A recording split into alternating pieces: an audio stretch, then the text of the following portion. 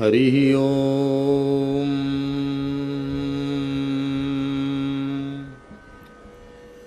तत्सत्। श्रीमते रामचंद्राय नमः। नमोस्तु रामाय सलक्ष्मणाय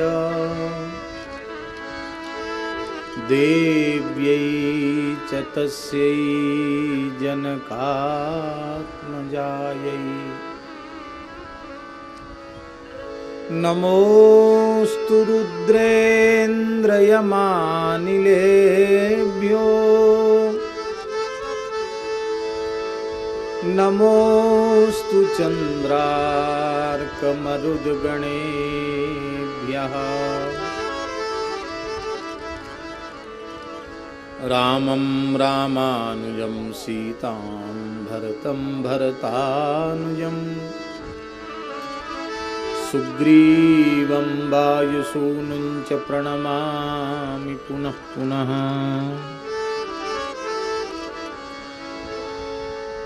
यत्र यत्र रघुनाथकीर्तनं तत्र तत्र कृतमस्तकाञ्जलिं बाष्पवारि परिपूर्णलोचनं मारुतिं नमत राक्षसान्तकम्।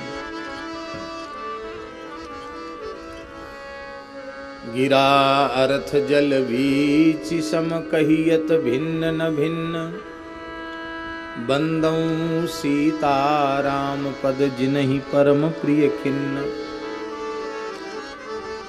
बंदौ तुलसी के चरण जिन कीन्हो जग काज। कलि समुद्र बूढ़त लख्यो प्रगट्यो सप्त जहाज।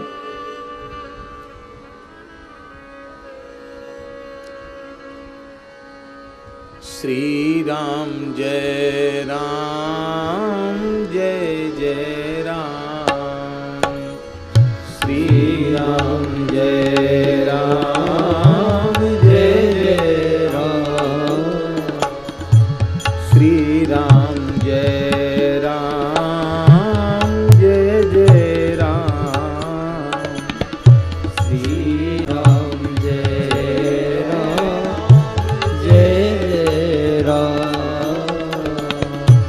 श्री राम जय राम जय जय राम। श्री राम जय राम जय जय राम। श्री राम जय जय राम। श्री राम जय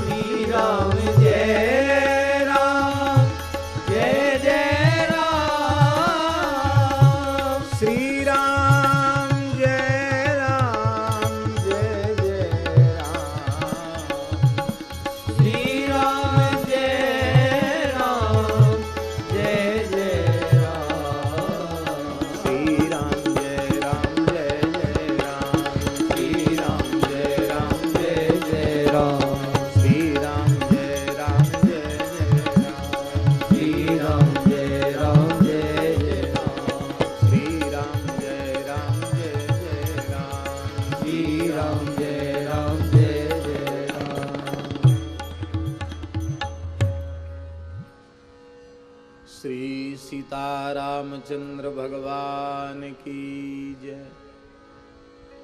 श्री वृंदावन बिहारी लाल की जय।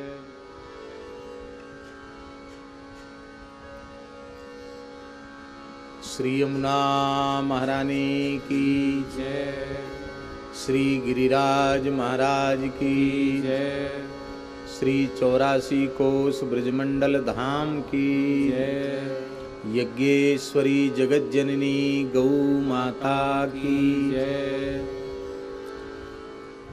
श्री 84 कोस ब्रजमंडल धाम की जय। श्री जड़खोर गोधाम की जय। श्री पथमेड़ा गोधाम की जय।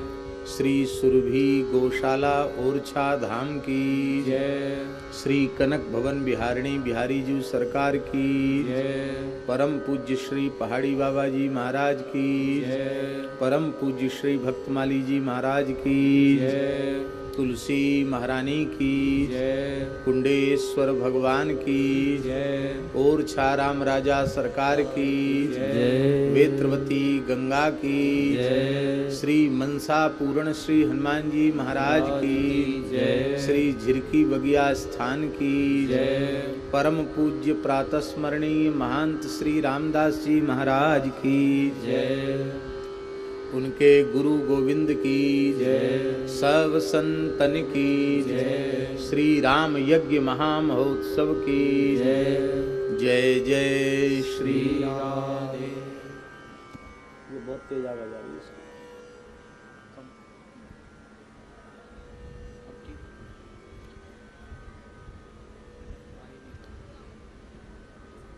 श्री वृंदावन बिहारी लाल की जय। आदि काव्य वेदावतार श्रीमद् वाल्मीकि रामायण जी की जय। श्री हनुमान जी महाराज की जय। महर्षि श्री वाल्मीकि जी महाराज की जय। श्री कुशलभ महाराज की जय। सब संतन की जय। सब भक्तन की जय। सब विप्रन की जय। जय जय श्री राधे। जय जय श्री सीताराम। हर हर महादेव। हरिशरणम। भक्तवांछा कल्पतरु भक्तवत्सल शरणागत वत्सल दीन बंधु दया सिंधु कृपा सिंधु श्री रघुनाथ जी की महती कृपा करुणा से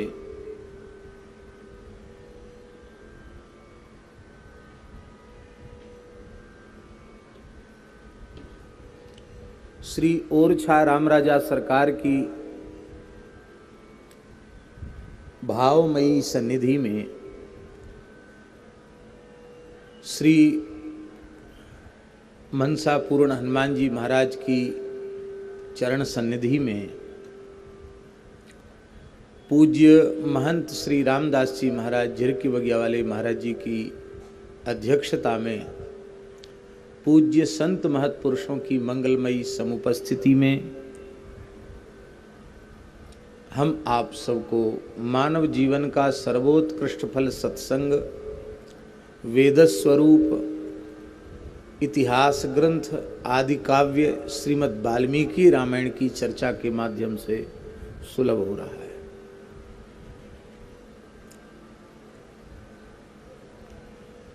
आज सोमवती अमावस्या है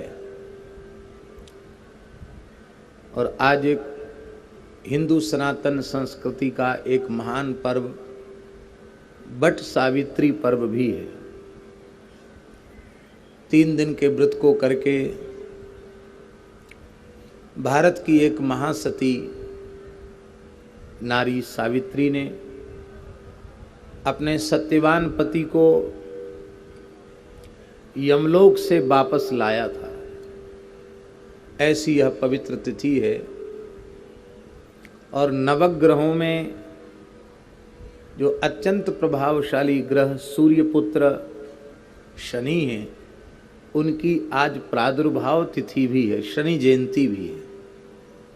तो शनि जयंती, सोमवती, बट सावित्री, अनेक पर्व एक साथ भगवत अनुग्रह से उपस्थित हुए हैं।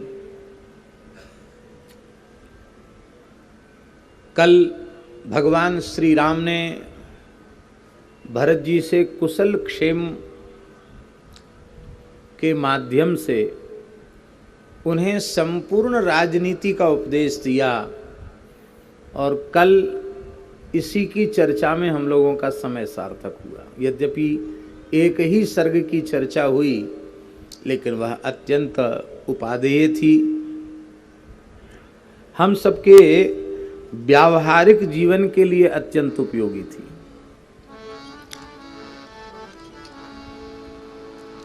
आज आगे के चरित्र का हम यथामति यथा समय स्मरण कर रहे हैं।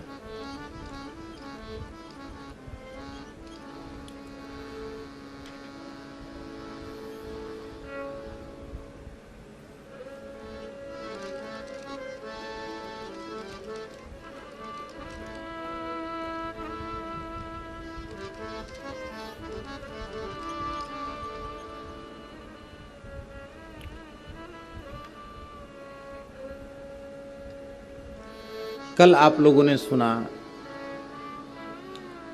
भरत जी को देखकर रघुनाथ जी कितने प्रसन्न हुए।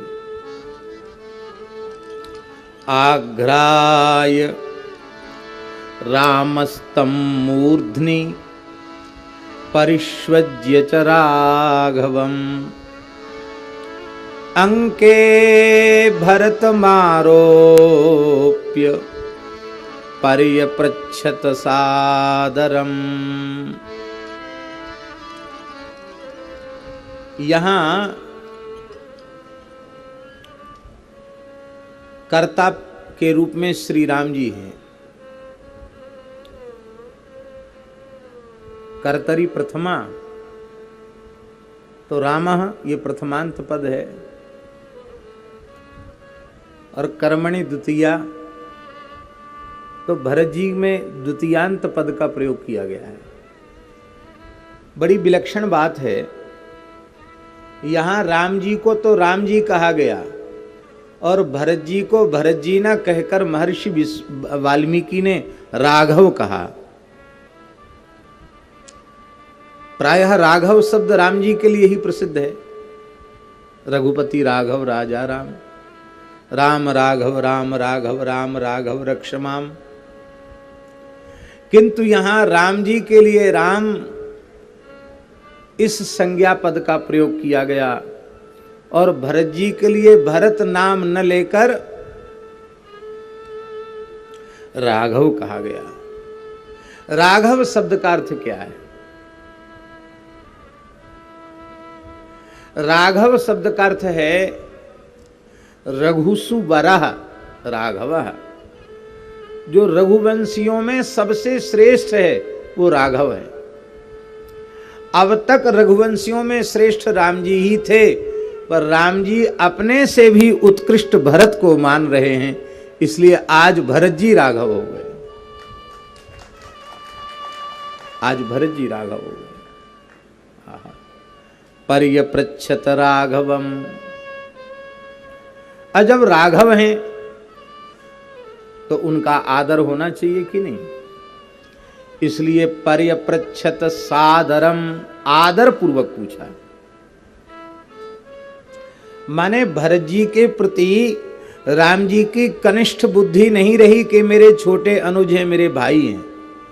भरत जी के प्रति उनकी यह उत्कृष्ट बुद्धि हो गई कि वस्तुतः भरत तो रघुवंश विभूषण वस्तुतः भरत ही हैं, राघव तो भरत ही हैं।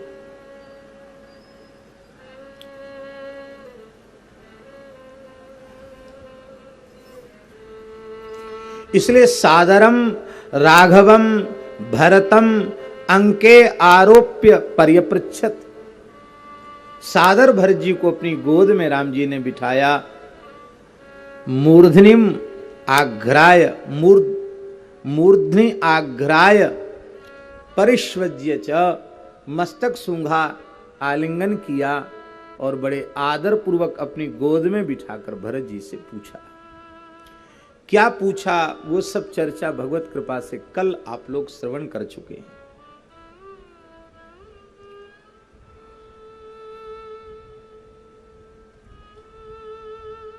राम जी ने पूछा था कि भरत, अकस्मात तुम्हारा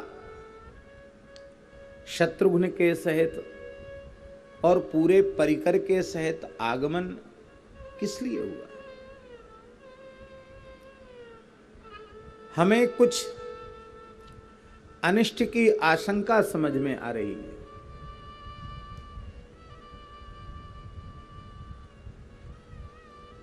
धर्म चक्रवर्ती, सत्यवादी, राजर्षि, पूज्य पिताजी महाराज, उनके जीवित रहते हुए तुम यहां नहीं आ सकते थे।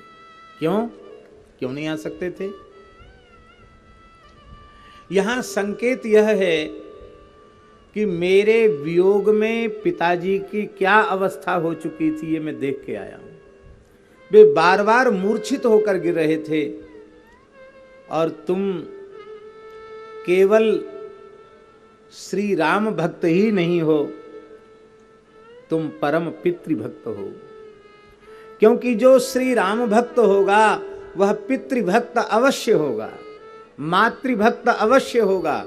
जो मातृ पितृभक्त नहीं है और अपने को राम भक्त कहता है, वो निश्चित ही झूठ बोलता है।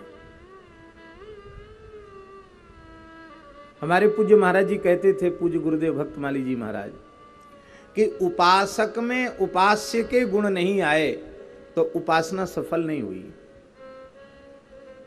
उपासना सच्ची नहीं हुई, झूठी हो गई। उपासक में उपास्य के गुण आते हैं, शिष्य में गुरु के गुण आते हैं। महाराज जी कहते थे, शिष्य में सद्गुरु के गुण आविर्भूत नहीं हुए तो शिष्यता में संदेह है, शिष्यता झूठी है। उत्तम समर्पित निष्काम सेवक में स्वामी के समस्त गुण अवतरित हो जाते हैं। कोई अपने को सेवक कहता है, उत्तम सेवक, निष्काम सेवक कहता है और सेव्य के गुण उसमें आविर्भूत नहीं हुए तो निश्चित ही सेवा में कोई न कोई दोष है, त्रुटि है, सेवा सच्ची नहीं है। हम अपने को राम जी का भक्त कहें और माता पिता का आदर न करें तो राम जी प्रसन्न होंगे? राम जी अपने पिता के धर्म की, सत्य की रक्षा करने के लिए 14 वर्ष वन में चले गए।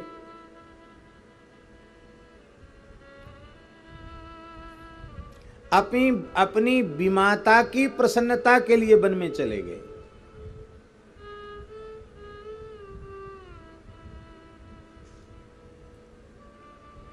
ऋषियों ने तो जो कुछ कहना था सो कहा ही,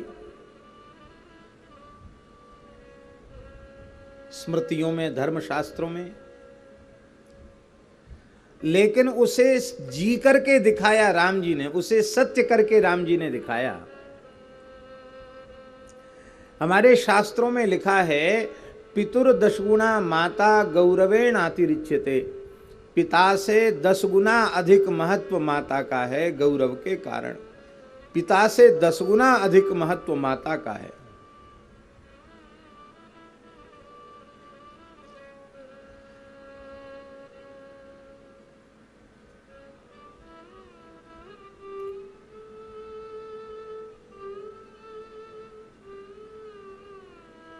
और माता से 10 गुना अधिक महत्व विमाता का है, सौतेली माता का है।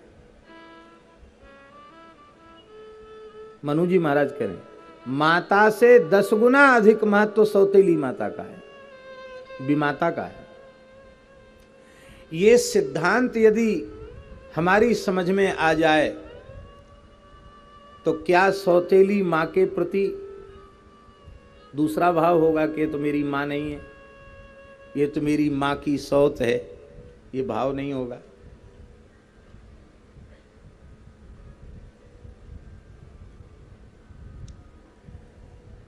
माता के लिए भी कहा गया कि वह अपने पुत्र से 10 गुना अधिक प्रेम अपनी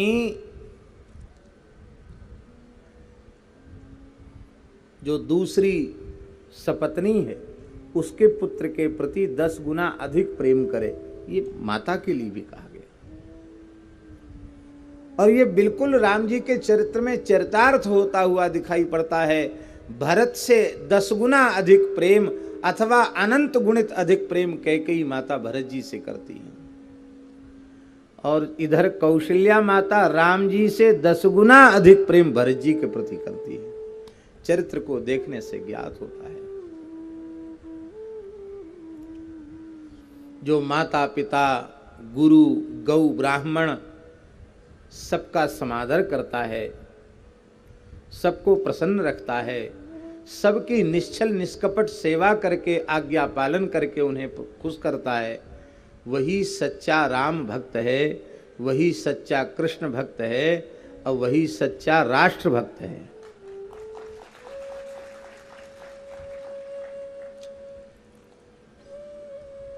तो तुम मेरे भक्त हो और मेरा भक्त तो पितृभक्त होता ही है। तुम अपने पिता को उस अवस्था में छोड़कर आ नहीं सकते थे जिस अवस्था में मैं देखकर आया हूं। इसका मतलब है पिताजी अब नहीं है। क्या बात है।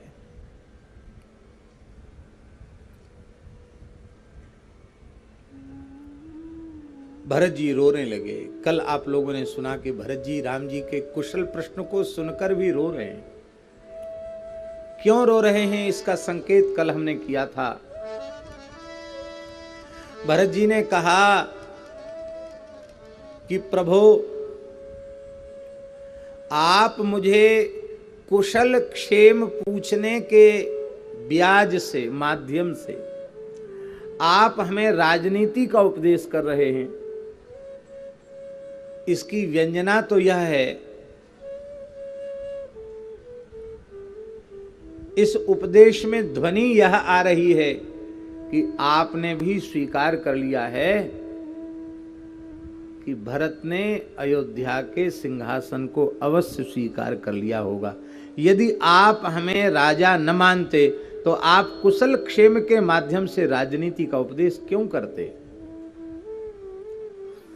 और यदि आपके चित्त में भी ऐसी बात आ गई तब तो मेरा जीवन ही व्यर्थ है। भला आपके रहते हुए मैं उस पवित्र सिंहासन का स्पर्श कैसे कर सकता था। आहा हा। भरत जी ने बड़ा प्यारा उत्तर दिया है। धन्य है महर्षि वाल्मीकि की लेखनी। आहा। रामस्य वचनं श्रुत्वा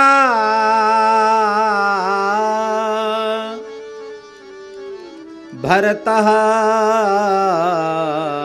प्रत्युवाच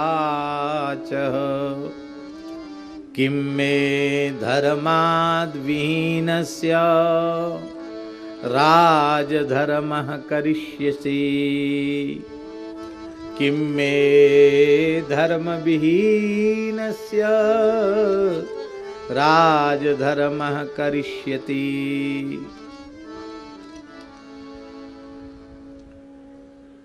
हे आर्यपुत्र, हे प्रभो, हे मर्यादा पुरुषोत्तम,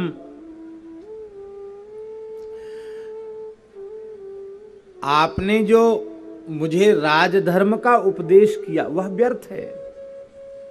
इसलिए व्यर्थ है क्योंकि मैं तो धर्म से विमुख हूं। धर्मात् विहीनस्य किम में राजधर्म करिष्यति। मेरे जैसे धर्महीन के लिए दिया गया राजधर्म का उपदेश क्या लाभ पहुंचाएगा, वह तो व्यर्थ ही हो जाएगा। राम जी ने पूछा कि तुम तो परम धर्मनिष्ठ हो,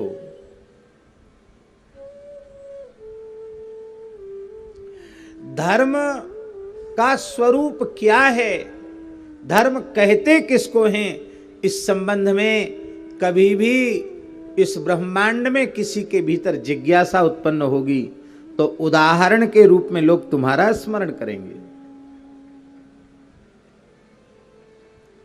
धर्म भरत जी के जैसा होना चाहिए। हम पहले दिन कह चुके हैं, श्री रामावतार में संपूर्ण धर्म अभिव्यक्त हुआ है। धर्म का एक एक अंग एक एक महापुरुष के द्वारा प्रकट होता है, किंतु धर्म को जब सम्यक और संपूर्ण रूप में अवतरित होने को मन होता है, होने का मन होता है, तब प्रभु को अवतार लेना पड़ता है। देखो, धर्म का अंग सत्य है, उसको प्रकट करने के लिए सत्यवादी हरिश्चंद्र प्रकट हो गए। धर्म का अंग दया है, उसे अपने चरित्र के माध्यम से प्रकट करने के लिए रंतदेव जी उदाहरण बन गए। धर्म का अंग आर्त की शरणागत की रक्षा है, उसके लिए उदाहरण बन गए शिवी जी महाराज। धर्म का अंग दान है, उसके लिए उदाहरण बन गए महर्षि दधीची जी महाराज।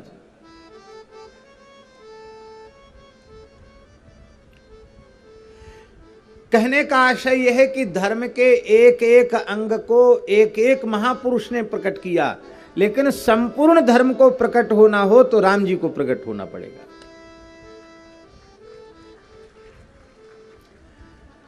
रामो विग्रहवान धर्मः, राम जी मूर्तिमान धर्म है। और महाराज जी श्रद्धावान अनुकूल भक्त यदि किसी के बारे में कुछ प्रशंसा की बात कहे तो वो अच्छी तो है, लेकिन बहुत अधिक प्रामाणिक नहीं। प्रेमी में दोष तो दिखने की बात होती ही नहीं, वो तो गुण ही देखता है। किंतु हमारा विरोधी, घोर विरोधी, शत्रु, और वो यदि हमारी धर्मशीलता का वखान करे तब कहना पड़ेगा कि ये धार्मिकता सच्ची है। मारीच रावण को कह रहा है, एष विग्रहवान धर्मः, तुम जिन राम जी से विरोध लेना चाहते हो, ये मूर्तिमान धर्म है। और एक जगह तो कहते हैं एष धर्म सनातन, राम जी ही सनातन धर्म है। इसलिए राम जी से विरोध धर्म से विरोध है। और रावण तुम त्रिलोक विजयी अवश्य हो, लेकिन तुम्हारी पराजय होगी। अरे मामा जी ऐसा क्यों उठपटांग बोल रहे हो, आपको आशीर्वाद देना चाहिए, विजयी भव। आप कहते पराजय, बोले हाँ होगी पराजय। क्यों?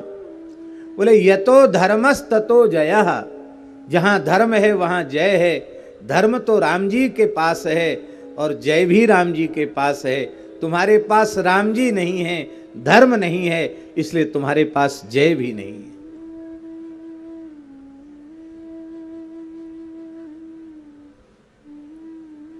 राम जी सामान्य धर्म को प्रकट करते हैं, 10 लक्षण वाले धर्म को प्रकट करते हैं। लक्ष्मण जी का धर्म राम जी के धर्म से विशेष है।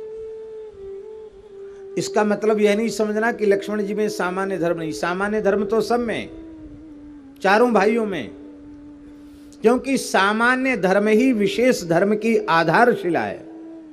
सामान्य धर्म जिसके जीवन में नहीं होगा, विशेष धर्म की स्थापना उसके जीवन में कैसे संभव होगी। इसलिए सामान्य धर्म चारों भाइयों में समान है, पर राम जी से धर्म सबका बड़ा है, क्रमशः बड़ा है। राम जी के धर्म का संबंध लोक से है।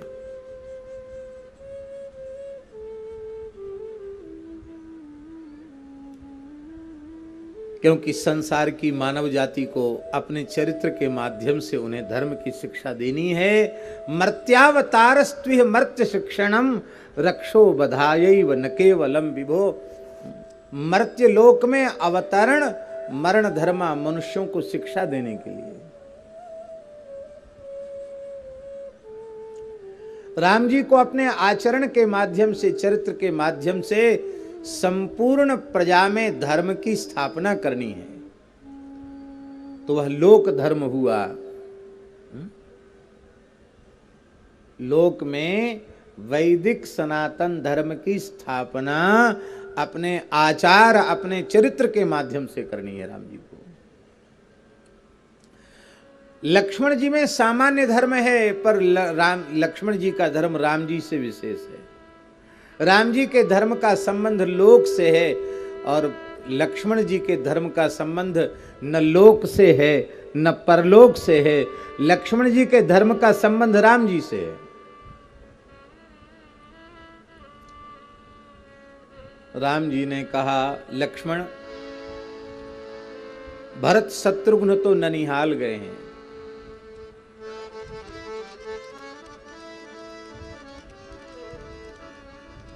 और मुझे पिताजी के धर्म की, सत्य की रक्षा करनी है। मैं वचनबद्ध हूं, माता कैकेयी को प्रसन्न करना है और पिता के सत्य की रक्षा करनी है, इसलिए मैं वन में जाऊंगा। पूज्य पिताजी की अवस्था तुम देख रहे हो, माताओं की अवस्था देख रहे हो, प्रजा की अवस्था देख रहे हो। देखो लक्ष्मण, इस समय यह गुरुतर भार तुम्हारे कंधों पर है। भरत जी उपस्थित नहीं है, इसलिए उन पर कोई कर्तव्य का भार नहीं, और मैं जा रहा हूं वो भी पिता के धर्म की, सत्य की रक्षा करने के लिए, इसलिए मैं भी निर्भर हूं। अब सारा भार तुम्हारे ऊपर है। क्या भार है? बोले, जासु राज नृप प्रजा दुखारी, जासु राज नृप प्रजा दुखारी, सो नृप अवसी नरक अधिकारी, सो नृप अवसी नरक अधिकारी, सो नृप अवसी नरक अधिकारी, सो नृप अवसी नरक अधिकारी। जिस राजा के राज्य में प्रजा रोती है, उस राजा को नरक में जाना पड़ता है। अब इस परिस्थिति में राजा तुम ही माने जाओगे,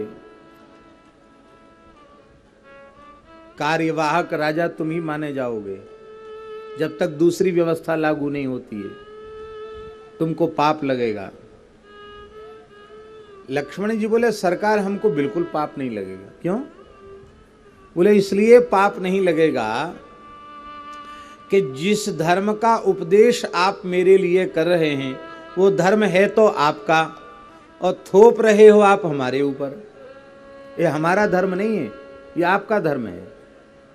राम जी ने कहा, धर्म भी सबके अलग अलग होते हैं। हाँ, सबके अलग अलग धर्म होते, हमारा धर्म तो अलग है, सबका ठेका हमने नहीं ले रखा, पर हमारा धर्म अलग है। आपका धर्म क्या है? भरत जी बोले, न तो मैं लोक को जानता हूं, न मैं परलोक को जानता हूं, न धर्म को जानता हूं, न अधर्म को जानता हूं, माता पिता गुरु किसी को नहीं जानता हूं। मैं केवल और केवल आपको जानता हूं। आप ही मेरा सर्वस्व है।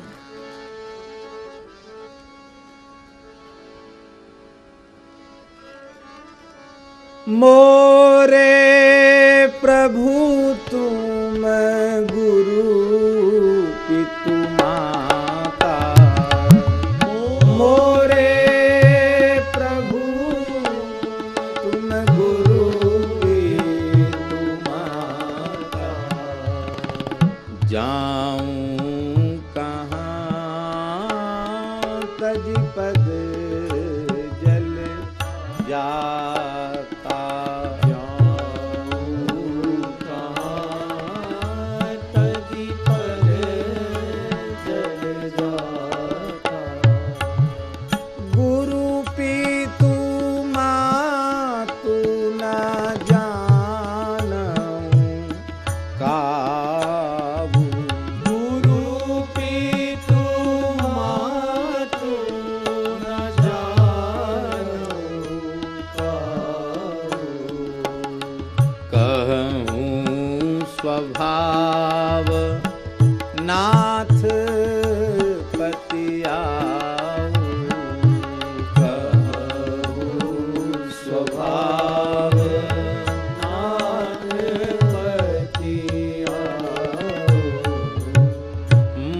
मोरे सवे एक तुम स्वामी, मोरे सवे एक तुम स्वामी, दीन बंधुर अंतर जामी, दीन बंधुर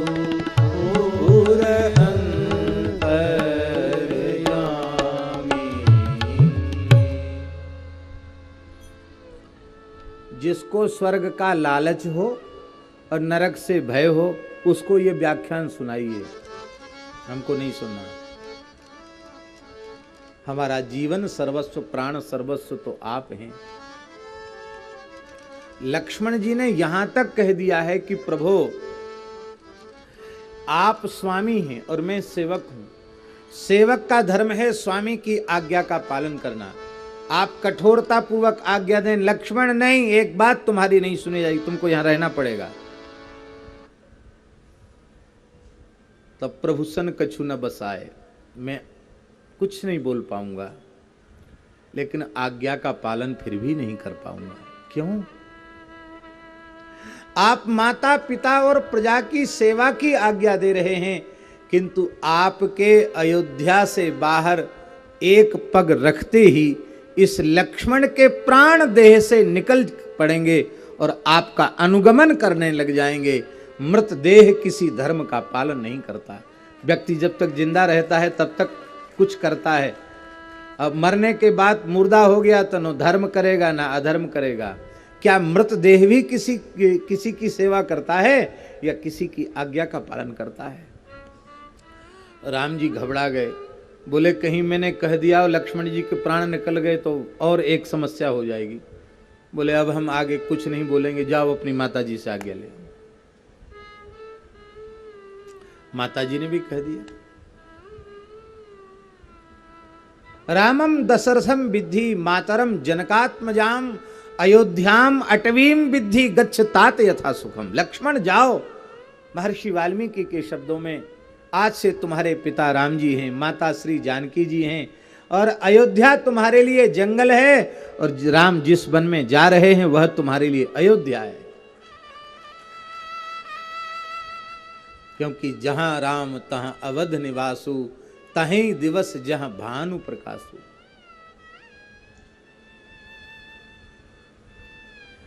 लक्ष्मण जी का नाम लोगों के सामने आते ही हम लोगों के मन में एक कल्पना जागृत हो जाती है। लक्ष्मण जी बड़े तेज तर्रार हैं। रामलीला में भी लक्ष्मण का पात्र उसी को बनाया जाता है जो थोड़ा परशुराम संवाद में थोड़ी उछल कूद कर सके, जोर से बोल सके, चिल्ला चिल्ला करके बोल सके। जो तेज पात्र होता है उसी को लक्ष्मण जी बनाया जाता है। लेकिन ये बात सही नहीं है। लक्ष्मण जी में क्रोध की गंध भी नहीं है। लक्ष्मण जी बहुत ठंडे हैं, बिल्कुल तेजी लक्ष्मण जी में नहीं है। बहुत सरल हैं लक्ष्मण जी, बड़े शीतल हैं लक्ष्मण जी। स्वयं लक्ष्मण जी का कोई कितना भी तिरस्कार कर दे, लक्ष्मण जी को क्रोध आता ही नहीं। पर श्री राम चरणों में उनकी इतनी प्रीति है, राम जी का तिरस्कार वे देख नहीं सकते, सुन नहीं सकते।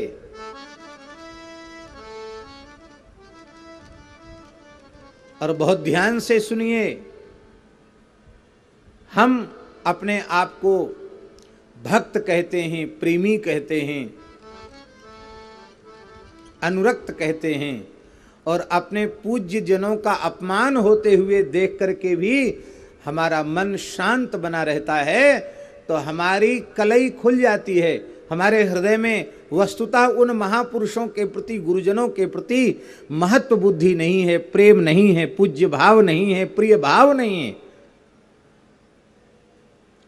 लक्ष्मण जी जहां जहां गर्म हुए हैं, कहीं भी अपने कारण से गर्म नहीं हुए। जहां उन्हें लगा कि राम जी का तिरस्कार हो गया, बस लक्ष्मण जी तमक गए। लक्ष्मण जी स्वभाव से ठंडे, ठंडे न होते तो सत्यम शिवम सुंदरम लिखकर जिस ग्रंथ पर भगवान सदाशिव विश्वनाथ ने हस्ताक्षर किया, वो गोस्वामी जी इस रूप में क्यों लक्ष्मण जी का वंदन करते हैं? आहा, बंदाऊं लक्ष्मण पद जल जाता, बंदाऊं लक्ष्मण पद जल जाता, शीतल सुखद भगत सुखदाता, शीतल सुभग भगत सुखदाता, शीतल सुभग भगत सुखदाता, शीतल सुभग भगत सुखदाता, रघुपति कीरति विमल पताका, रघुपति कीरति विमल पताका, दंड समान भयो जस जाका, दंड समान भयो जस जाका,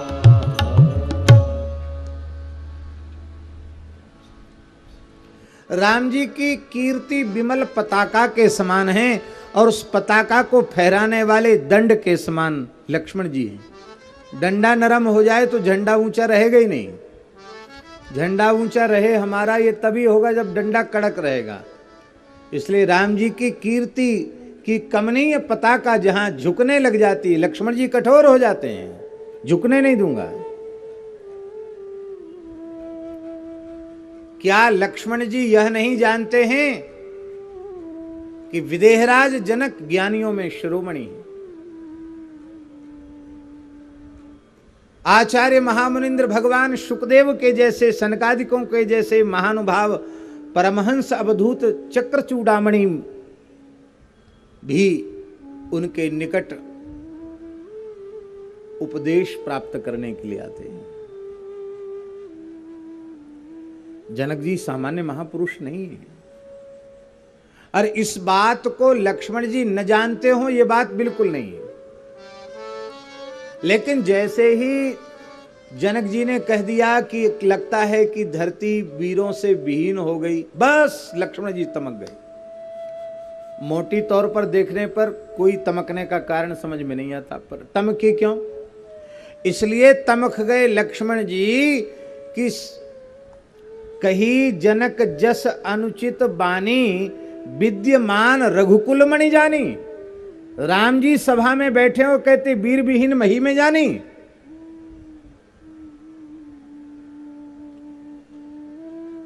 भले ही आप ज्ञानियों में शिरोमणि हो, पर आपकी मति मारी गई है। श्री राम को नहीं पहचानते आप।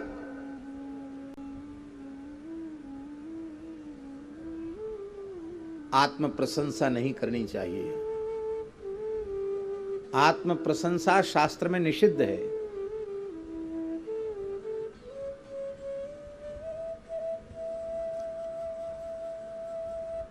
अर्जुन ने प्रतिज्ञा की थी कि जो मेरे गांडीव की निंदा करेगा, कहेगा गांडीव दूसरे को दे दो, और मुझे नपुंसक कहेगा, वह कोई भी क्यों ना हो, मैं उसका मस्तक काट डालूंगा। और कर्ण ने जब युधिष्ठिर को युद्ध में घायल किया और कठोर वचनों से उन्हें मर्मांतक पीड़ा दी और पंच स्यमंतकों से युद्ध करके जब अर्जुन,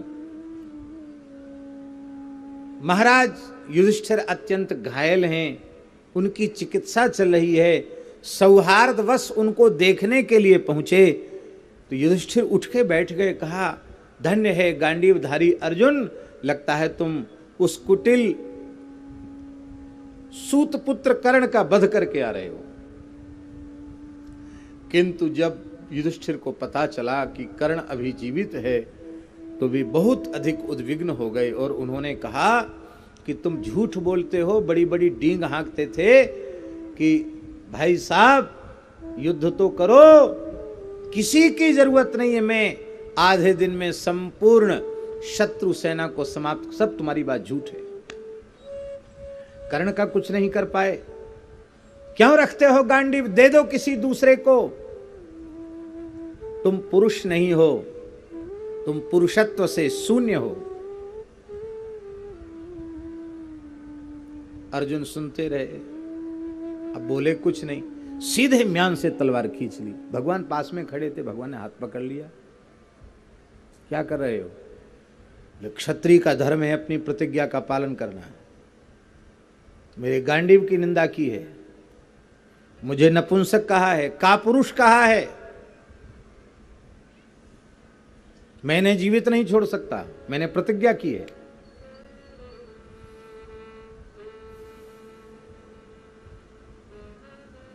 भगवान ने कहा, अर्जुन सहसा विदधीत न क्रियाम अविवेकः परमा पदाम पदम वृणुते ही विमृश्य कारिणम गुणलुब्धा स्वयमेव संपदा। अविवेक पूर्वक कोई कार्य नहीं करना चाहिए, काम तुम्हारा विवेक पूर्वक नहीं है, अविवेक पूर्ण है। तुमने शत्रुओं का वध करने की प्रतिज्ञा की थी, कर्ण का वध करने की प्रतिज्ञा की थी, वो प्रतिज्ञा कहां जाएगी?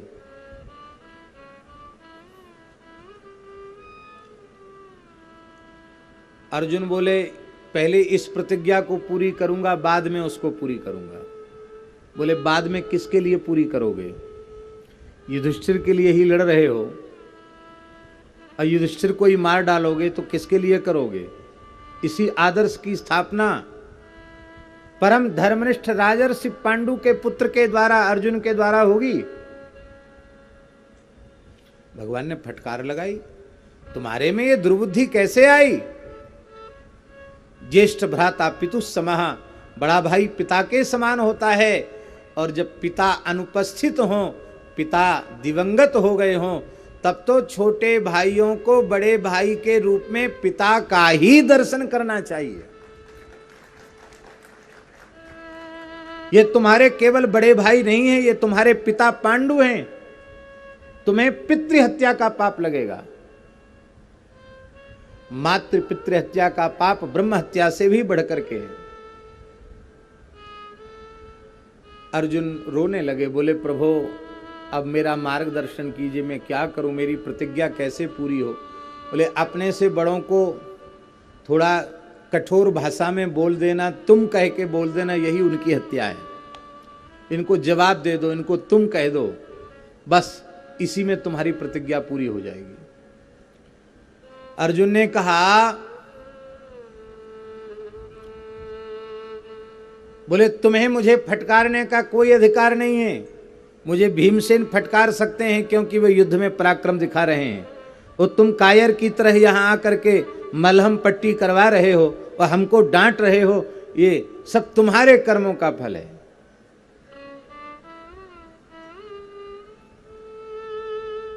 बोलते ही चले जा रहे थे, अब इसमें भगवान ने हाथ दबाया, बस हो गया, इतना ही रहने दो, ज्यादा मत बोलो। युधिष्ठिर तो परम धर्म रूप ही हैं, धर्मराज ही हैं, वो समझ गए कि वस्तुतः इसने मेरा वाक वध कर दिया। बोले, अब तो मैं जीवित हूं ही नहीं, मरे हुए के जैसा हूं, अब भीमसेन को राजा बनाना, मैं जंगल में जा रहा हूं तप करने के लिए।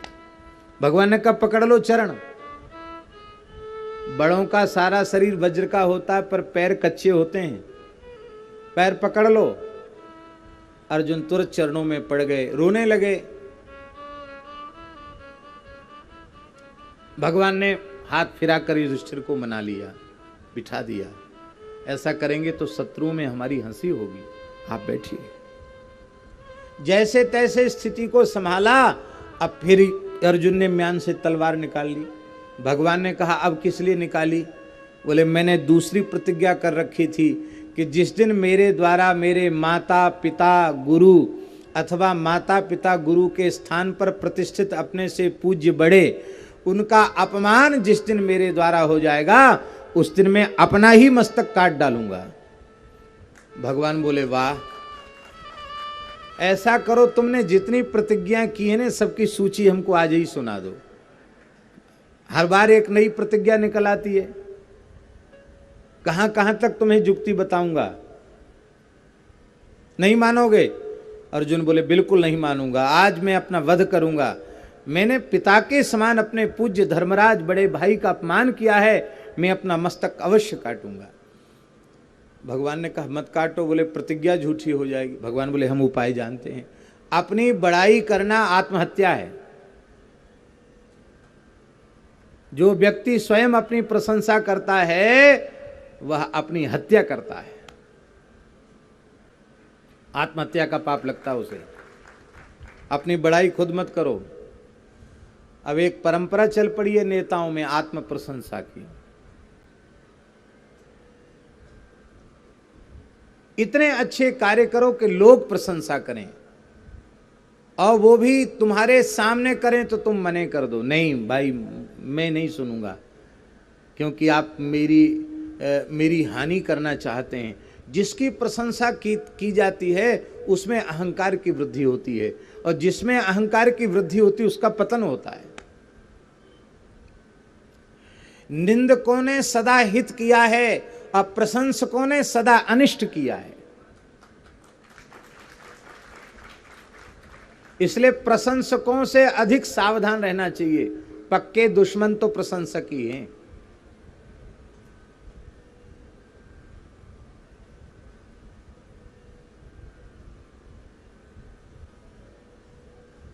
निंदक शत्रु नहीं है, प्रशंसक ही शत्रु है।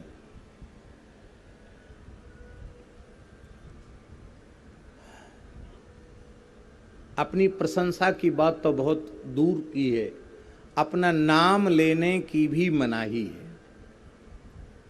अपना नाम नहीं लेना चाहिए। पहले अपना नाम लोगे तब बड़ाई करोगे, इसलिए नाम लेने पर ही प्रतिबंध लगा दिया, अपना नाम मत लो। इतने लोगों का नाम नहीं लेना चाहिए।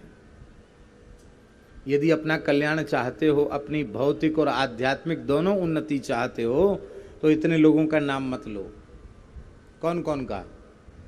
मनुस्मृति में श्री मनु महाराज कह रहे हैं, आत्मनाम गुरोर्नाम नामातिक्रपणस्य च श्रेयस कामो न गृहणीयात ज्येष्ठापत्य कलत्रयो। अपना नाम मत लो।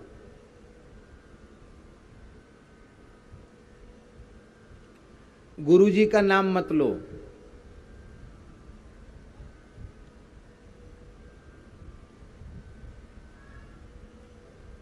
अति कृपण का, अति कंजूस का नाम न लो।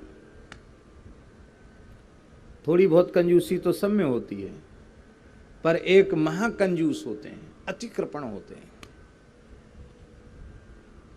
कभी अवसर आवे तो सीताराम राधे श्याम करके संकेत में बुला लो, नाम मत ले उनका। जो नाम प्रसिद्ध है वो नाम मत उच्चारण करो। लोभी आदमी का, कंजूस आदमी का नाम लेने से भी पाप लगता है। बहुत ज्यादा जरूरी हो तो नाम लो, पर कम से कम सवेरे शाम को तो बिल्कुल मत लो।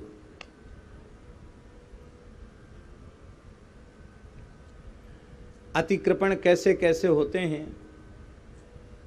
हमारे ब्रज में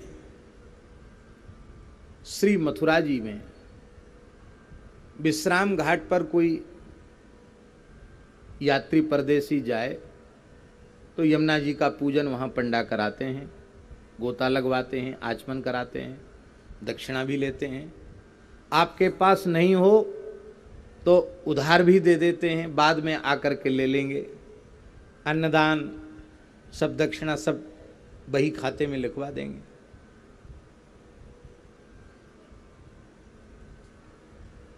बिना दिए आ नहीं सकते हो और बिना दिए आना नहीं चाहिए, दोनों बातें हैं। वो इतने सावधान है अपने कर्तव्य पालन में कि बिना दिए वो आने नहीं देंगे वहां से।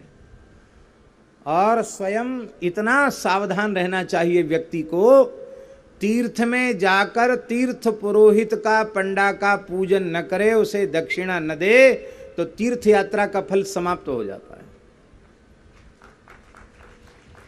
इसलिए कभी पंडा समाज के प्रति अनादर की भावना मत रखो। वे तीर्थ गुरु हैं, तीर्थ पुरोहित हैं, उनका आदर करना चाहिए। हमने जहां जहां देखा, महाराज जी कहीं भी महाराज जी के साथ जाने का अवसर मिला, महाराज जी अपने कपड़े की गमछा के खूंट से पैसा निकालते, कहते लो पंडित जी, यहाँ कोई ब्राह्मण देवता जहाँ जहाँ बैठे हो सबको दे आओ, 2 रुपया 5 रुपया 10 रुपया दे आओ। महाराज जी क्यों? कहते तीर्थ के ब्राह्मण हैं, ये अधिकारी हैं, इनको नहीं दोगे तो सरयू स्नान का पुण्य नहीं मिलेगा, गंगा स्नान का पुण्य नहीं मिलेगा। अवश्य देना चाहिए।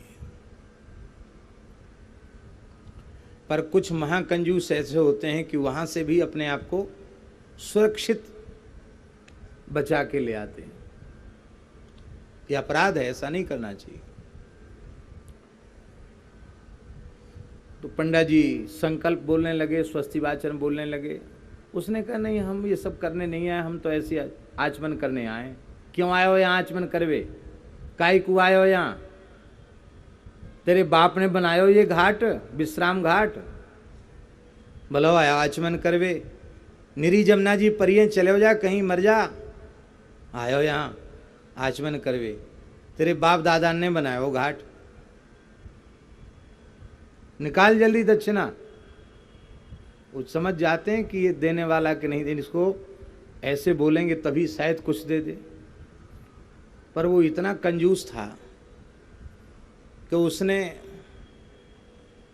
ऐसे हाथ डाले और फिर कहा कि अरे पंडा जी क्या बतावें, हम तो कुछ लाई नहीं, कुछ होता तो हम जरूर आपको दे देते।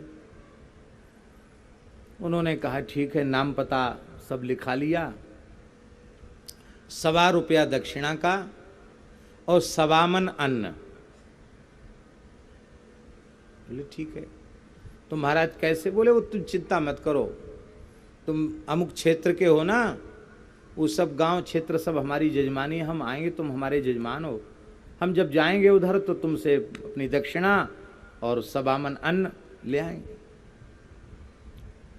समय आने पर पंडा जी पहुंच गए वहां। जैसे ही वहां पहुंचे, उस व्यक्ति ने जीवन में कभी कुछ दिया ही नहीं था। उसने अपनी गृहिणी से कहा कि देखो अब धंधा व्यापार तो बच्चों ने संभाल लिया है, हम खाली रोटी तो बिगाड़ रहे हैं, कुछ न कुछ आर्थिक हानि ही तो पहुंचा रहे हैं, तो हम मरने का नाटक करते हैं, तुम रोना शुरू करो। क्योंकि आदमी ही जिंदा नहीं तो फिर बात गई खत्म है। सारा सब कुछ जीवत को व्यवहार। तो सफ़ेद चादर ओढ़ के सो लेट गया और उसकी गृहिणी ने जोर जोर से रोना शुरू किया, हाय हाय ये तो मर गए, अब क्या करें, कहाँ जाएं। रोवागावी मच गई। ब्राह्मण बुद्धि में सदा उत्कृष्ट होता है और किसी में कमज़ोर भले ही हो, पर बुद्धि में कमज़ोर ब्राह्मण नहीं होता है, क्योंकि सरस्वती भगवती यह उसकी शक्ति है, उनका धन है। वेद में एक मंत्र है, उस मंत्र का अर्थ है विद्या वै ब्राह्मणम आजगाम। विद्या देवी सृष्टि के आरंभ में ब्राह्मण के निकट पहुंची और बोले सेवधिष्ठेहम अस्मि, हे ब्राह्मणों मैं तुम्हारी संपत्ति हूं, तुम मेरी सुरक्षा करो।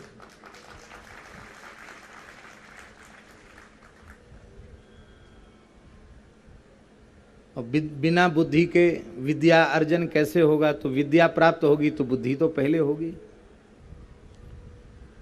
ब्राह्मण बुद्धि में श्रेष्ठ होता है। पंडा जी ने सोचा कि जब तक हम घर की देहली पर पैर नहीं रखा तब तक कुछ नहीं हुआ, हमारे देहली के भीतर पैर रखते ही रोना शुरू, इतने जल्दी मर गया, हम इतने खराब व्यक्ति हैं कि हमको देख के प्राण निकल गए।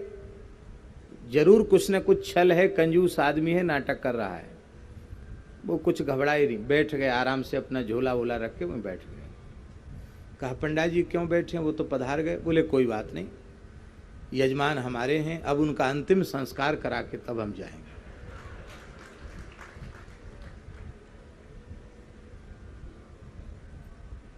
अरे ये तो पक्का ब्राह्मण है भाई। तो तुरंत गृहिणी ने कान में कहा, वो तो कहता है कि संस्कार करा के तब जाएंगे। अरे बोले हमारी जरूरत क्या है, फूंक दो पर देव मत किसी को कुछ, ले चलो। अब उसको महाराज लेके अर्थी पर चले। राम नाम सत्य है, गोपाल नाम सत्य है। स्मशान में ले गए, रख दिया। सारे शरीर को ऐसे कड़क कर लिया जैसे मुर्दा का होता है, उठा के रख दिया। लकड़ी भी ऊपर से रख दी। बस अब मुखाग्नि देने का ही काम रह गया था बाकी। ब्राह्मण का मन पसीज गया। बोले भाई तू जीता हम हारे, मरा तो है नहीं। खाली 1.25 रुपया और 1.25 मन अन्न के पीछे प्राण देने के लिए तैयार है। मान लो ये दे भी देगा तो भले ही 3 काल की संध्या नहीं, हम 6 काल की संध्या करते हो तो भी इसका तो नहीं पचा पाएंगे।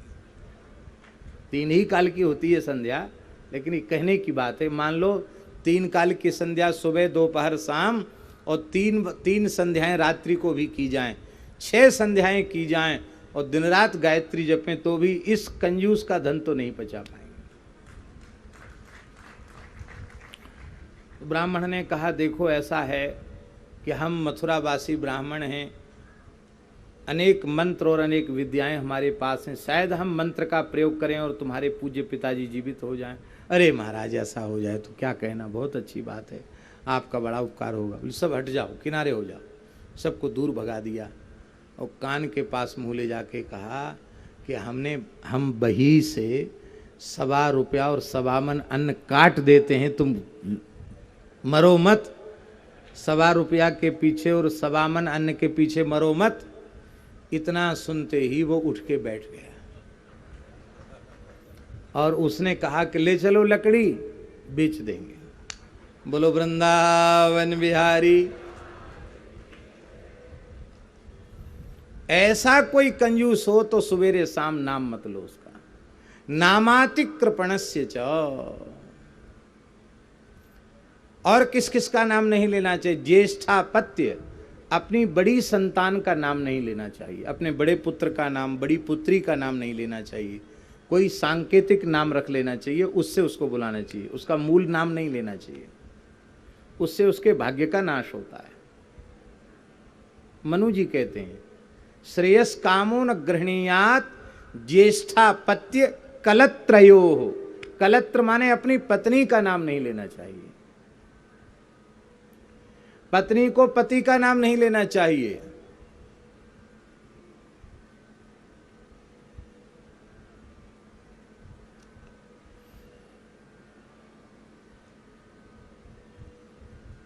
अब पति को पत्नी का नाम नहीं लेना चाहिए। अब इस प्रकार से नाम लेते हैं, रामू जी आया, ऐसे लगता पति नहीं नौकर आ रहा है।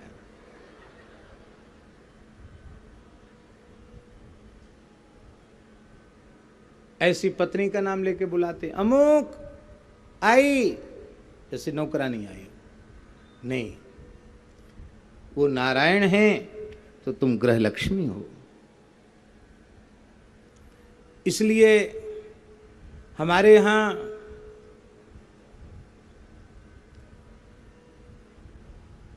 नंदगांव में आज भी मंदिर में राधा रानी का नाम नहीं लेते। क्यों नहीं लेते? बोले हमारे यहाँ की बहू है ना, नाम कैसे लें? तो क्या बोलते हैं? बरसाने वारी की जय। बरसाने वारी कहते, राधा जी नहीं कहते। क्या कहते? बरसाने वारी। और आपने देखा होगा बुंदेलखंड में तो विशेष परंपरा रही है, Tikamgarh by, Jhansi by, Lalitpur by, ऐसे बोलते थे कि नहीं? नाम नहीं लेते थे। वो लोग बहुत पढ़े लिखे नहीं थे, लेकिन शास्त्र की मर्यादाओं का अक्षरशः पालन करते थे। ऐसी माताएं पुरुष वर्ग का भी नाम सांकेतिक रख लेती थी, या हल्के या मजले या बड़े ऐसा कुछ कह के, अथवा और कोई सांकेतिक नाम रख लेती।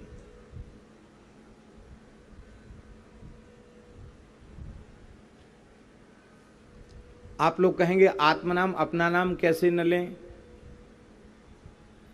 अब तो परंपरा ही चल गई, शपथ ग्रहण समारोह में अपना नाम लेके ही बोलना पड़ता है। ये सभ्यता भारतीय नहीं है, विदेशी सभ्यता है। तब हमसे कोई हमारा नाम पूछे तो हमें नहीं बताना चाहिए क्या? आपका नाम राजेश है कि राकेश? राकेश नाम है। जैसे किसी ने आपसे पूछा भवतः किन नाम, आपका क्या नाम है? तो यदि आप शास्त्रज्ञ होंगे तो आप कहेंगे भगवन राकेश गिरि इति कथयन्ति माम जनाः, ये उत्तर देंगे आप। तब कहेंगे यहाँ पढ़ा लिखा आदमी है। भगवान लोग मुझे राकेश गिरी कहते हैं। इसका मतलब मैं नहीं कह रहा हूं, जो लोग कह रहे हैं उसको मैं दोहरा रहा हूं, मैं अपना नाम नहीं ले रहा हूं। समझ में आई बात?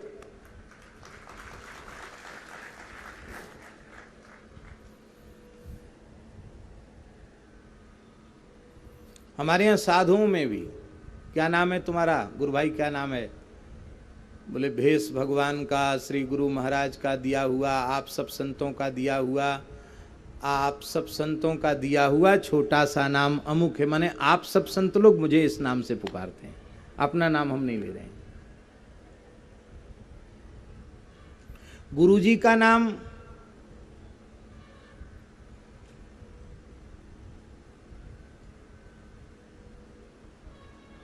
यहां तो लोग दीक्षा लेने के बाद भी गुरु जी का नाम सीधे लेते हैं। बोले गुरु जी का नाम क्या है? बोले माधव दास। आपका नाम? बोले श्री श्री 108 श्री राघव दास जी महाराज। लो, इसमें गुरु जी कौन से हैं, चेला जी कौन से हैं? गुरु जी का नाम लेना पड़े तो अनंत श्री संपन्न अमुक नाम से हमारे पूज्य गुरुदेव भगवान प्रसिद्ध हैं, ऐसा कहना चाहिए। माने इस नाम से लोग उनको पुकारते हैं, उनको जानते हैं, हम उनका नाम नहीं ले रहे हैं। आत्म नाम गुरुर नाम। नामातिकृपणस्य च श्रेयस कामो गृहणीयात ज्येष्ठापत्य कलत्रयो हो। तो अपना नाम लेना इसलिए मना है कि नाम लेकर व्यक्ति फिर प्रशंसा शुरू करेगा, इसलिए नाम वही प्रतिबंध लगा दिया। नाम ही मत लो अपना। जब नाम ही नहीं लोगे तो अपना काम, अपना यश, अपनी कीर्ति कैसे गाओगे?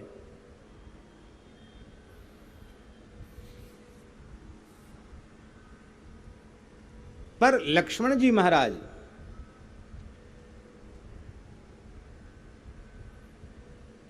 वो आत्म प्रशंसा करते हुए दिखाई पड़ते हैं। कहते जनक, धनुष को तुमने बहुत कुछ समझ रखा है। जो जन शत प्रमाण ले धावों, बाएं हाथ पर रखकर 100 योजन तक दौड़ लगा सकता हूं। सारे ब्रह्मांड को कच्चे घड़े के समान फोड़ सकता हूं। मेरी और मंदराचल को मूली के समान तोड़ सकता हूं। यदि मैं ऐसा न करूं तो धनुष बाण धारण नहीं करूंगा। पटक दिए धनुष बाण। ये लक्ष्मण जी का काम बढ़िया नहीं है। गुरु जी बैठे हैं, बड़े भाई साहब भगवान श्री राम बैठे हैं, उनके सामने तुम आत्म प्रशंसा कर रहे हो। ये कहाँ की धर्मशीलता है? भैया, लक्ष्मण अपनी प्रशंसा नहीं कर रहे हैं, वे ये कहना चाह रहे हैं कि राम जी का सेवक इतना कर सकता है तो राम जी की बात तो जाने दो। मैं राम जी का सेवक हूं। सेवक में इतना बल है तो स्वामी के बल की थाह कौन पा सकता है? वो आत्म प्रशंसा में तात्पर्य न हो करके अपने आराध्य की प्रशंसा में तात्पर्य है।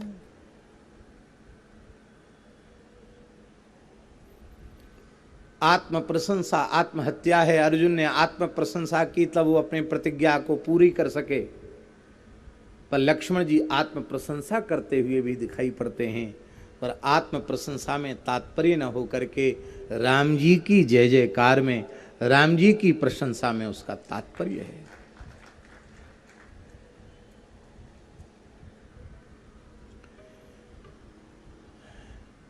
क्या लक्ष्मण जी यह नहीं जानते हैं कि भगवान के जो प्रधान 10 अवतार हैं उनमें ये साक्षात भगवद अवतार परशुराम जी महाराज हैं, ब्राह्मण हैं, भृगुवंशी हैं और मेरे गुरुदेव महर्षि विश्वामित्र के पूज्य हैं।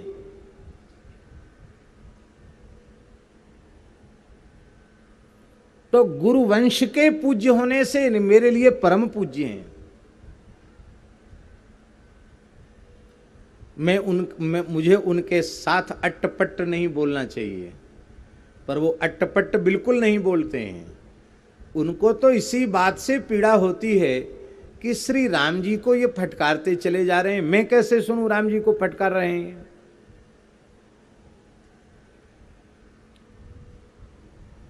तो जहां जहां लक्ष्मण जी की तमक है।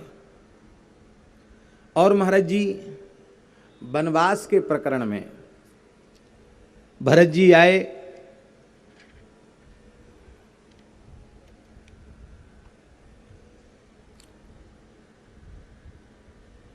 लक्ष्मण जी को समाचार मिला। लक्ष्मण जी बोले अग्निम समशमयत्वार्य सीतां च भजतां गुहां सज्जम कुरुष्व चापंच शराश्च कवचम तथा। प्रभो जल्दी कीजिए, कमंडल में जो जल भरा है ना वो अग्नि पर डाल दीजिए, अग्नि बुझा दीजिए।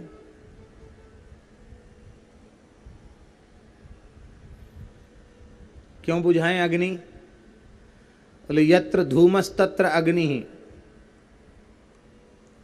ये जो धुआं उठ रहा ना आपकी धुनी का, इस धुआं से पता चल जाएगा राम जी यहां हैं, इसलिए चिन्ह मिटा दीजिए। युद्ध में चिन्ह मिटा दिया जाता है, इस पर पानी डाल दो, आग बुझा दो।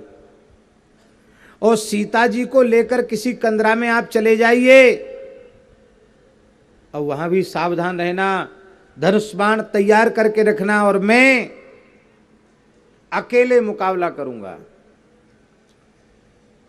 क्यों? बोले आवाम हंतुम समभ्येति कैकेय्याः भरतसुतः।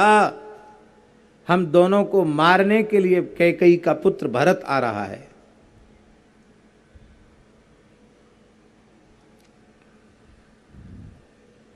और लक्ष्मण जी यहां तक कह गए कि शराणांच धनुषश्चाह मन्रणोस्मिन् महावने ससैन्यम भरतम हत्वा भविष्यामि न संशयः। धनुष और बाण का भी मेरे ऊपर चढ़ा हुआ है, आज उस कर्ज को मैं उतारना चाहता हूं। शत्रुघ्न के सहित भरत का वध करके मैं आज अस्त्र धारण के कर्ज से मुक्त हो जाऊंगा। इतना प्रेम है राम जी में, वो अपने सगे छोटे भाई को भी कुछ नहीं समझते, शत्रुओं को भी मार डालना चाहते हैं।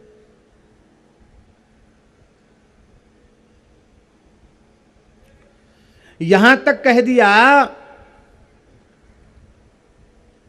कि तैसे ही भरत ही सैन समेता सानुज निधरई निपातऊ खेता जो सहाय कर शंकरु आई तो मारऊ रन राम दुहाई। राम जी की शपथ लेकर का तो मार डालूंगा आज।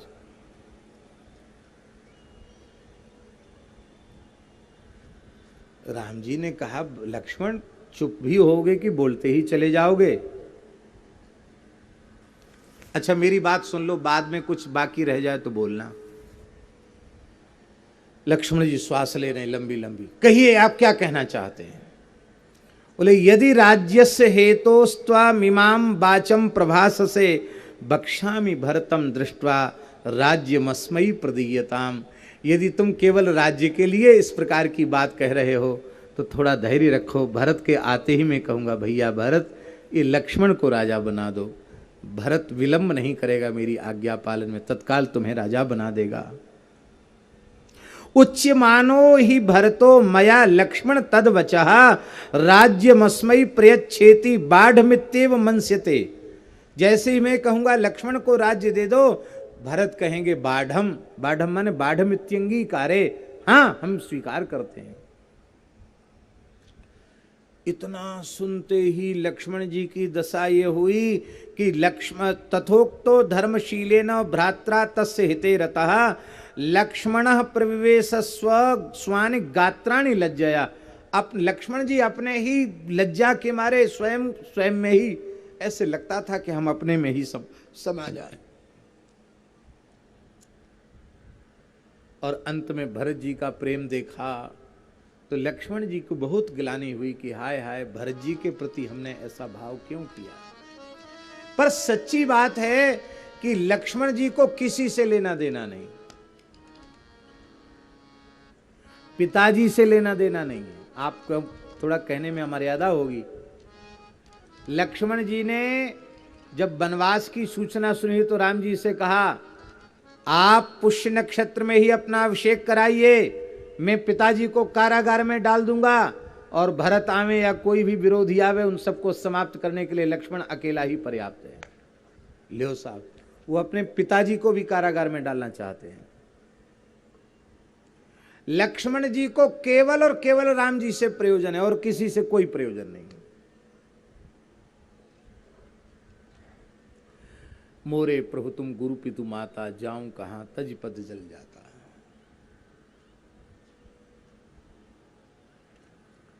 सरल कितने हैं लक्ष्मण जी, वाल्मीकि के अनुसार बोल रहे हैं। राम जी ने कहा लक्ष्मण ये जो बटुक आया है इसने अपना परिचय हनुमान नाम के बानर के रूप में दिया है, ये बड़ा कुशल है, इसने अपने संकल्प शक्ति से ब्राह्मण का वटुक का रूप धारण किया है, पर ये है बड़ा विद्वान। वाल्मीकि का श्लोक है, नूनम व्याकरणम कृत्सनम अनेन बहुधा श्रुतम बहुव्याहरतानेन न किंचिद अपशब्दितम। ये बटुक इतना बड़ा पंडित है, इतनी देर से बातचीत कर रहा है, लेकिन कितना भारी व्याकरण का पंडित है, शब्द शास्त्र का कितना बड़ा विद्वान है, इतनी देर तक बोलते रहने पर भी कहीं भी एक अंश की, एक मात्रा की अक्षर की भी अशुद्धि इसके प्रवचन में नहीं हुई। यहां तक राम जी ने कहा ना ऋग्वेद विनीतस्य ना यजुर्वेद धारिणः, ऋग्वेद पूरा कंठस्थ कर ले उसकी भी ऐसी वाणी नहीं, यजुर्वेद सामवेद अथर्ववेद कंठस्थ करने वाले की ऐसी वाणी नहीं, ये वाणी तो इस बटुक की ही ऐसी वाणी है। लक्ष्मण मेरा हृदय अत्यंत आंदोलित हो गया है, जिसका सचिव इतना ज्ञानवान बुद्धिमान विवेक संपन्न है उसका स्वामी कैसा होगा। ये सुग्रीव ही हमको संकट से उबार सकते हैं, इसलिए तुम कुछ ऐसी बात कहो कि सुग्रीव से हमारी मैत्री हो जाए। ये राम जी ने लक्ष्मण जी को कहा, हम अपने मन से नहीं बोल रहे हैं, वाल्मीकि महर्षि के शब्दों में बोल रहे हैं। कई श्लोकों में लक्ष्मण जी ने कहा सुग्रीवम शरणंगता, सुग्रीवम शरणंगता, सुग्रीवम शरणंगता। हे बटुक हनुमान जी, हम राम जी के सहित सुग्रीव की शरण में हैं, अर्थात सुग्रीव के आश्रय में हैं, आप हमारी सहायता। वो केवल राम जी के रुख का विचार करते, राम जी की प्रसन्नता इसमें है तो वो सब कुछ करने के लिए तैयार हो जाते हैं। और जो लक्ष्मण जी राम जी के रुख को देखकर सुग्रीवम शरणंगता कह रहे थे, वही लक्ष्मण जी जब राम जी ने कहा सुग्रीवहु सुधि मोरी बिसारी पावा राज कोशपुर नारी। लक्ष्मण, सुग्रीव ने मेरी सुध विसार दी है, मुझे भुला दिया है। लगता है सुग्रीव का प्रेम मुझसे नहीं था, उसका तो राज कोशपुर और नारी इन चार चीजों से प्रेम था। राज भी मिल गया, खजाना भी मिल गया, नगर भी मिल गया, नारी भी मिल गई, अब राम जी अपने रास्ते पे जाएं, क्या लेना देना राम जी से। 4 महीना सरकार वहां विराजे। महाराज जी 4 महीना में अमावस्या अमावस्या नियम ले लिया होता, पूर्णिमासी पूर्णिमासी नियम लिया होता, एकादशी एकादशी नियम लिया होता। 4 महीने में एक बार भी नहीं गए। तब राम जी को कहना पड़ा। जैसे ही राम जी ने कहा, थोड़ा उदास होकर के लक्ष्मण जी की भ्रुकुटी टेढ़ी हो गई। तुरंत धनुष पर प्रत्यंचा चढ़ाई और बोले, प्रभो न संकुचित पंथा ये न बाली हतो गतः। वो रास्ता भी बंद नहीं हुआ है जिस रास्ते से बाली गया है, अभी उसको मार के आता हूं। राम जी घबरा गए, अरे तो अनर्थ हो जाएगा। राम जी ने कहा, लक्ष्मण जा तो रहे हो पर थोड़ा ठंडे होके जाना। भय दिखाए, भय दिखाना थोड़ा सा, क्योंकि भय बिन होए ना प्रीति, थोड़ा भय दिखाना। और तुम्हारे भय दिखाने पर वो डर के मारे भागने लग जाए, क्यों भागने में बहुत चतुर है। बाली ने सारी धरती पर भगाया उसको, भागने लग जाए तो भागने मत देना, पकड़ लेना। अब पकड़ ही मत लेना, पकड़ के मेरे पास लाना। भय दिखाय ले आवहु, क्यों सखा मोर सुग्रीव, क्योंकि सुग्रीव मेरा सखा है। जैसे का सुग्रीव मेरा है, बस लक्ष्मण जी का क्रोध पर 1000 घड़ा पानी पड़ गया। मुस्कुराकर बोले, जब आपने अपना सखा कह दिया तो 1000 लक्ष्मण भी उसका क्या अनिष्ट कर सकते हैं। अब तो हम जा ही रहे, ठंडा तो आपने हमको यहीं कर दिया। लक्ष्मण जी का प्रेम, अनन्य प्रेम श्री रघुनाथ जी के चरणों में है। आहा,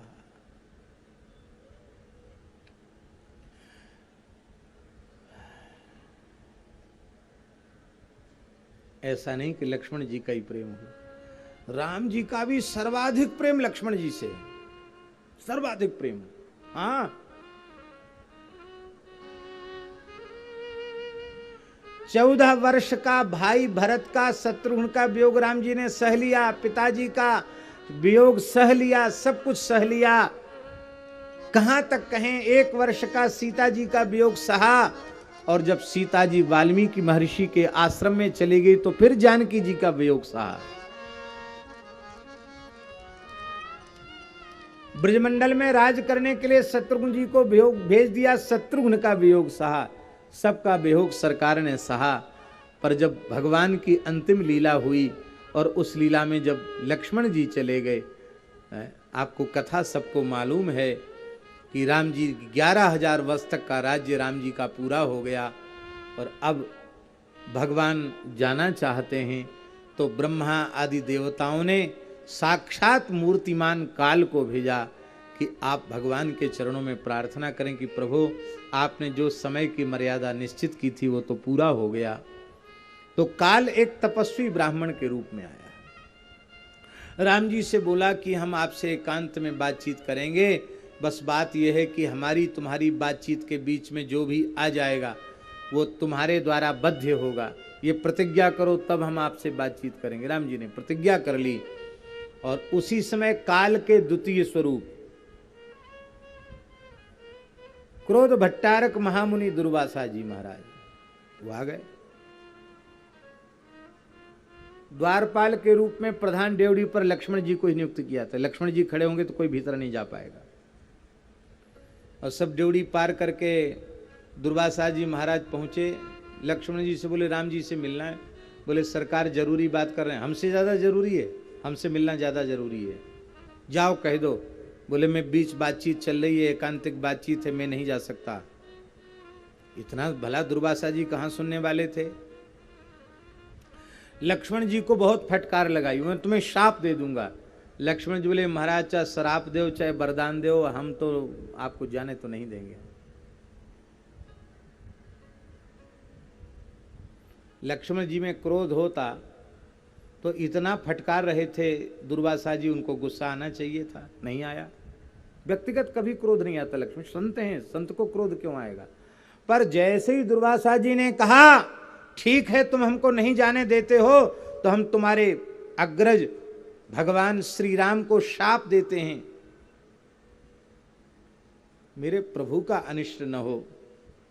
तत्काल उन्होंने सोचा मेरे प्रभु को शाप लगे, ये मैं कैसे सहन करूंगा। अपनी मृत्यु का वर्ण कर सकता हूं, पर प्रभु को अपकीर्ति हो, प्रभु को ब्राह्मण का शाप हो, उनकी ब्राह्मण भक्ति कलंकित हो, ये मैं सहन नहीं कर सकता। कहा महाराज आप विराजें, मैं जा रहा हूं। बातचीत यद्यपि पूरी ही होने के दौर में थी, पूरी ही हो चुकी थी। वो तपस्वी वेश में आया हुआ महाकाल तो अंतर्धान हो गया और भगवान श्री राम आए, दुर्वासा जी के चरण धोए, मधुपर्क निवेदित किया, प्रार्थना की भगवान आज्ञा करें, क्या सेवा करूं। बोले हमने 1000 साल का व्रत किया था, तपस्या की थी, उसका पारण करना था, भोजन करेंगे। बोलो वृंदावन बिहारी, क्या लक्ष्मण जी भोजन नहीं करा सकते थे? राम जी के यहां भोजन का विभाग भरत जी के पास था, कोई भूखा न रहे, ये जिम्मेवारी भरत जी की थी। क्यों? विश्व भरण पोषण कर जो, विश्व भरण पोषण कर जोई, ताकर नाम भरत अस होई, ताकर नाम भरत अस होई। जो विश्व भरण पोषण करने वाले भरत जी हैं, वो क्या दुर्वासा महाराज को तृप्ति पूर्वक भोजन नहीं करा सकते थे? ये तो कोई भी करा देता है अयोध्या जी में, पर महात्मा तो महात्मा ठहरे, वो तो चले गए। राम जी ने सिर नीचे कर लिया, रोना आरंभ कर दिया। सिर उठाते नहीं, रोते ही रहते हैं, किसी को बोलते नहीं, बताते नहीं, किसी की ओर देखते नहीं। गुरु महाराज को बुलाया गया, वशिष्ठ जी आए। वशिष्ठ जी सब समझ गए।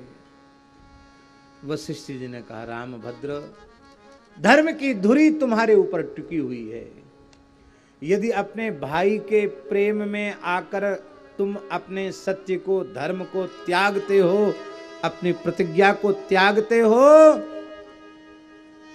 तो सत्य धर्म का नाश ही हो जाएगा, कुछ बाकी नहीं बचेगा, कुछ नहीं रह जाएगा। इसलिए तुम्हें थोड़ी कठोरता दिखाते हुए, साहस बटोरते हुए, तुम्हें भाई के मोह में नहीं पड़ना चाहिए, धर्म की रक्षा करनी चाहिए।